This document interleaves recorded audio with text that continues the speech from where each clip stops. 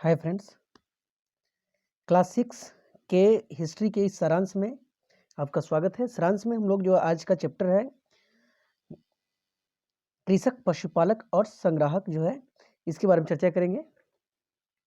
ध्यान दीजिएगा, पुरातत्वविदों के अनुसार पूरा पाषाण काल का लगभग जो है 1 लाख वर्ष तक समय रहा है। इसके बाद जो है मध्य पाषाण काल आया था, जिसे मेसोलिथिक युग के नाम से भी जाना जाता है। तो क्वेश्चन पूछा जा सकता है कि पूरा पाषाण काल का समय जो है लगभग कितना माना गया है। लगभग 1 लाख वर्ष माना गया है। और पूरा पाषाण काल के बाद कौन सा काल आया था, तो मध्य पाषाण काल आया था। अब ध्यान दीजिएगा, मेसोलिथिक युग अर्थात मध्य पाषाण काल में जो है मध्य भारत, पश्चिमी भारत और मैसूर में जो है लोग गुफाओं में रहते थे। गुफा चित्रकारी का भी प्रमाण यहाँ से मिलता है। नेक्स्ट बात करते हैं, कश्मीर तथा पूर्वी भारत में पाए गए अवशेषों में भी मेसोलिथिक युग को जानने की सहायता मिलती है। पशुपालन का शुरुआत मध्य पाषाण काल में हुआ। तो क्वेश्चन ये भी पूछा जा सकता है कि पशुपालन की शुरुआत कहाँ से हुई थी, तो मध्य पाषाण काल से हुई थी। कब से हुई थी, तो मध्य पाषाण काल से हुई थी। कहाँ से प्रमाण मिलता है, तो इसका जो है महदहा से भी इसका प्रमाण मिलता है। ठीक है, खैर हमारे 6 क्लास में नहीं है। तो अभी हम लोग बात करते हैं यहाँ पे मध्य पाषाण काल के बाद जो है नव पाषाण काल की शुरुआत होती है, जिसमें जो है मुख्य भोजन उत्पादक के रूप में जाना जाता है। मनुष्य को क्या जाना जाता है कि भोजन उत्पादक के रूप में जाना जाता है। तो मनुष्य जो है, क्वेश्चन ये भी पूछा जा सकता है कि मनुष्य भोजन उत्पादक के रूप में कब से जाना जाता है, तो नव पाषाण काल से भोजन उत्पादक के रूप में जाना जाता है।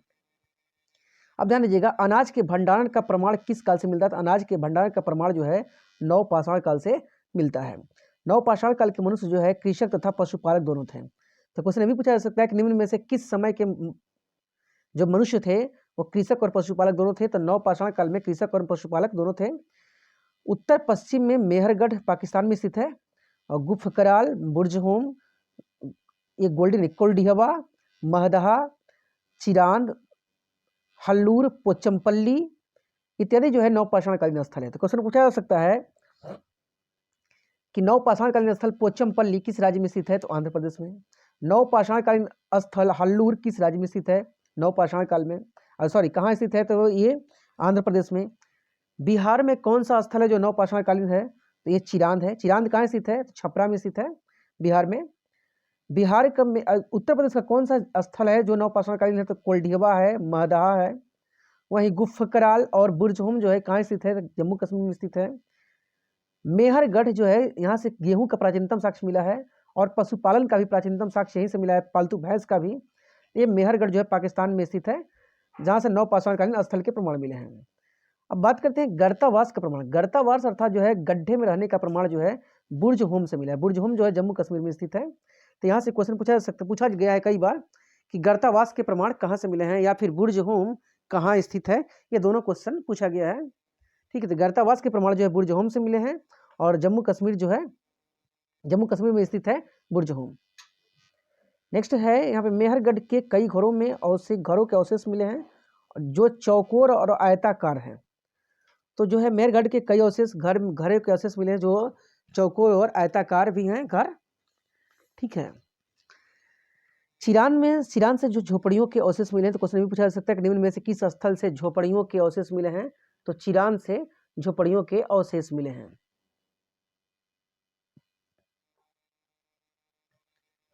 अब ध्यान दीजिएगा, परिवारों के समूह को ने जनजाति को जन्म दिया, और श्रेष्ठ तथा बलशाली पुरुष को जनजाति का सरसाद बनाया गया था। इस तरह से जो है यहाँ पे जो है सरदारी व्यवस्था की शुरुआत जो है नव पाषाण काल से देखने को मिलती है। ठीक है, नव पाषाण काल में जनजाति की अपनी संस्कृति तथा परंपरा होती थी। भाषा, संगीत, चित्रकारी, कहानियां तथा धर्म से इनकी संस्कृति का ज्ञान होता है। तो ध्यान दीजिएगा, जो उस समय की भित्ति चित्रकारी है या फिर गुफा चित्रकारी खास करके उन गुफा चित्रकारियों से इसका ज्ञान हमें होता है। इस काल के लोग जो है सूर्य की पूजा करते थे, आकाश की, पृथ्वी की, और जल तथा गाय तथा सर्प की पूजा किया करते थे ये लोग। ठीक है, इनके जो मुख्य उपासक, ये जो क्वेश्चन पूछा जा सकता है कि नव पाषाणकालीन स्थल जो है नव पाषाणकालीन मनुष्य जो है किसका उपासक था मुख्यतः, तो मुख्यतः जो है सूर्य का उपासक था। अब बात करते हैं कब्रों में दैनिक उपयोग की वस्तुएं कब से रखी जाती हैं, तो नव पाषाण काल में कब्रों में जो वस्तुएं को दैनिक यूज के रखा जाता था, जैसे कि लाल और काला मृदभांड भी यानी जो लाल और काला मृदभांड भी यहाँ पे रखने को प्रथा देखने को मिली है। वहीं मेहरगढ़ की बात करें तो मेहरगढ़ से एक कब्र में मृतक के साथ एक बकरी के कंकाल मिले हैं। मृतक के साथ बकरी के कंकाल मिले हैं मेहरगढ़ से। तो क्वेश्चन ये भी पूछा जा सकता है कि बकरी का मृतक के साथ कब्र में कंकाल कहाँ से मिला है, तो ये मेहरगढ़ से मिला है। अब है क्वेश्चन है नेक्स्ट है यहाँ पे ब्रह्मपुत्र की घाटी के निकट जो असम में दोआजली हेडिंग से पत्थर के खरल और मूसल जैसे उपकरण प्राप्त हुए हैं। तो क्वेश्चन पूछा जा सकता है कि पत्थर के खरल और मूसल निम्न में से कहाँ से मिले हैं, तो दोआजली से मिले हैं। दोआजली हेडिंग कहाँ स्थित है, तो ब्रह्मपुत्र नदी घाटी में। यह क्वेश्चन ऐसे भी पूछा जा सकता है कि किस नदी घाटी में खरल और मूसल के उपकरण मिले हैं, तो ब्रह्मपुत्र नदी घाटी में खरल और मूसल के उपकरण मिले हैं। इस काल में जो अब ध्यान दीजिएगा, इस काल में जेजाइट नामक पत्थर का उपयोग मिलता है। जेजाइट नामक पत्थर जो है संभवतः चीन से आया करता था उस समय में, इसका प्रमाण यहाँ से मिला है। इस काल में जो है मिट्टी के बर्तन कई स्थलों से प्राप्त हुए जिस पर जो है रंग लगाकर आकर्षक चित्र बनाए जाते थे। तो मिट्टी के बर्तन को रंगने की प्रथा जो है नवपाषाण काल से ही देखने को मिलती है। नेक्स्ट है नवपाषाण कालीन मनुष्य जो है गेहूं, चावल तथा दलहन का उपयोग करता था मुख्य भोजन के रूप में। वही बुर्जहोम में पाई गई अनेक झोपड़ियां के सामने से जो है चूल्हे, लकड़ी के कोयले के राख भी पाए गए हैं। तो क्वेश्चन पूछा जाता है कि कहाँ से लकड़ी के कोयले और राख के प्रमाण मिले हैं, तो बुर्जहोम से मिले हैं। वहीं मेहरगढ़ और दाओजली जो हेडिंग है वहाँ से कृषि एवं पशुपालन के भी प्रमाण मिले हैं। दाओजली हेडिंग में जो है लोगों ने जंगलों को काटकर भूमि को कृषि योग्य बनाया, इसका भी प्रमाण वहाँ से मिला है। नेक्स्ट है मृतक को दफनाने और कब्र बनाने का काम जो है लगभग 3000 वर्ष पहले से ही आरंभ हो चुका था। तो क्वेश्चन भी पूछा जा सकता है कि मृतक को दफनाने की प्रक्रिया कब से शुरू हुई है, तो लगभग 3000 वर्ष पहले से हुई है। दक्षिण भारत में कब्रों के ऊपर जो है बड़े पत्थर रखे जाते थे जिसे महापाषाण नाम दिया गया है। दक्षिण भारत में कब्रों के ऊपर जो है बड़े पत्थर रखे जाते थे जिसे महापाषाण नाम दिया गया है। और यहीं पे जो है शवों के साथ में आवश्यक सामग्री भी रखी जाती थी, जैसे मिट्टी के बंदूक वगैरह, मिट्टी के जो पात्र वगैरह भी रखे जाते थे जो रंगीन होते थे, कलर किए होते थे। नेक्स्ट दक्षिण भारत में के ब्रह्मगिरी नामक स्थान पर जो है एक कब्र में, यहाँ पे कमरे नहीं सॉरी, एक कब्र में जो है 33 सोने के मनके और शंख मिले हैं। तो कब्र में इससे पता चलता है कि यह व्यक्ति जो है अमीर व्यक्ति रहा होगा क्योंकि उसके कब्र में जो है मनके भी सोने के मिले हैं। तो क्वेश्चन पूछा जा सकता है कि सोने के मनके के साथ कब्र कहाँ से मिले हैं, तो ये जो है दक्षिण भारत में जो है ब्रह्मगिरी से मिला है। महाराष्ट्र के में पुणे के निकट जो है इनाम गांव स्थित है। और इनाम गांव से जो ताम्रपाषाण काल की एक प्रमुख बस्ती है। यहाँ से कब्रों में लिटा कर दफनाए जाने की प्रथा देखने को मिली है।